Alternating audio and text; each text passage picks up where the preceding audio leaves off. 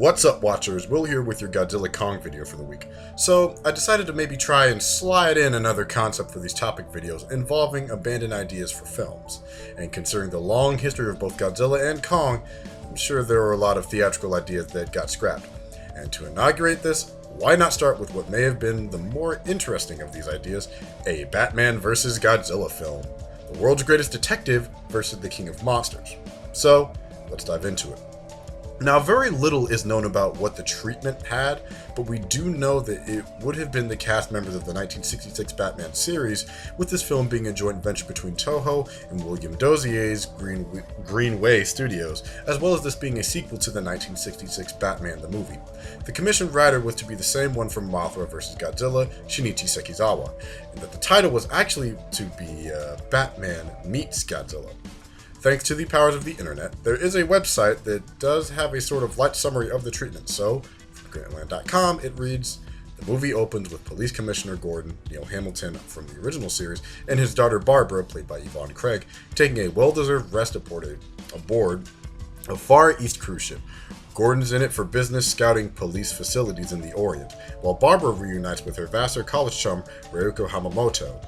Everything's hunky-dory until an unprecedented tidal wave capsizes the boat. The cause, according to Outer Pole's Far Eastern chief, Ito Nagano, it's the evil work of Klaus Finster, a German meteorologist who recently immigrated to Japan after 20 years in Argentina. Holed up in a secret lair under Mount Fuji, Finster claims to have control of the weather, and he'll destroy the country unless he's given $20 million in gold. Detail originally noted that it was supposed to be $5 million, but they decided to up the stakes. Gordon tells Autopol there are only two men fit for this job, Batman and Robin. Turns out that what Finster says when he talks about controlling the weather, he really means that he's controlling Godzilla. Upon learning that Batman and Robin are on the case, the evildoer flips a switch that sends Godzilla zipping out of the Mariana Trench. Being a master of robotics, Finster makes sure to greet the duo with an android replacement of their friend Count Dreidel, who now has a gun for an eye. After defeating the imposter, Batman and Robin meet up with Gordon and the Japanese police. Batman suspects Godzilla involvement, so they watch clips of his battle with King Kong, just to make sure. Batman's approach to defeating Godzilla and Finster is a waiting game, giving Bruce Wayne and Dick Grayson plenty of time to weasel their way into small-scale trouble. A kabuki show becomes a sword-flailing set piece when the actors bum rush Wayne with actual samurai swords. Reiko is decapitated in the fight, but don't worry, it turns out that she's a built spy robot by Finster himself. As Batman and Robin, the two set up a meeting with Finster, only to find themselves in a car chase, complete with Spike shooting motorcycles, and a taxi cab torture chamber filling with poisonous gas. Luckily, Barbara Gordon swoops into action as Batgirl, melting the door with her pocket-sized blowtorch, as we are all known to have. This is all set up to a foot chase through a Japanese bathhouse, Batman and Robin dropping everything but their cows, having to follow the customs of the country, for a nude, Benny Hill-style romp.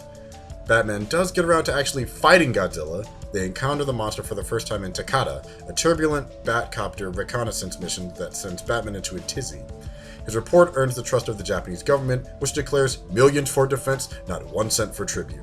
When word comes through the wire that Finster's next target is Osaka, Batman and company head to the bullet train for an even more blissful destruction. The non-scrapped idea for Batman defeating Godzilla involved him building a machine that simulates the mating call for a female Godzilla, knock him out with a well-placed explosion to the head, and, well, Batman takes a moment to survey the people of Tokyo on what to do with Godzilla. Throw him in a volcano, or shoot the atomic-breathing behemoth into space. There's a unanimous vote for the giant rocket.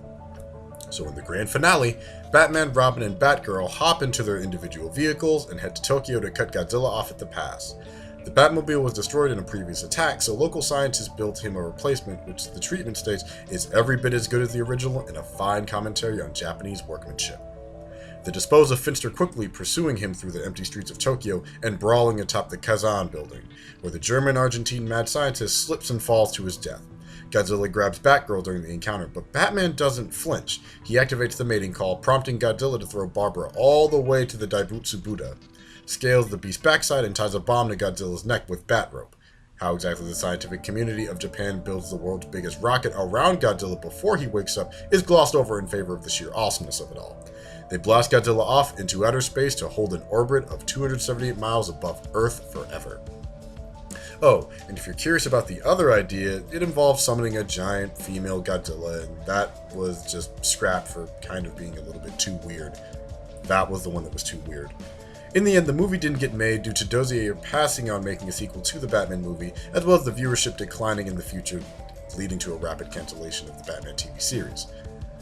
So, tell me down in the comments, would you have liked to see this movie made in 1966 with Adam West and the old 60s Godzilla?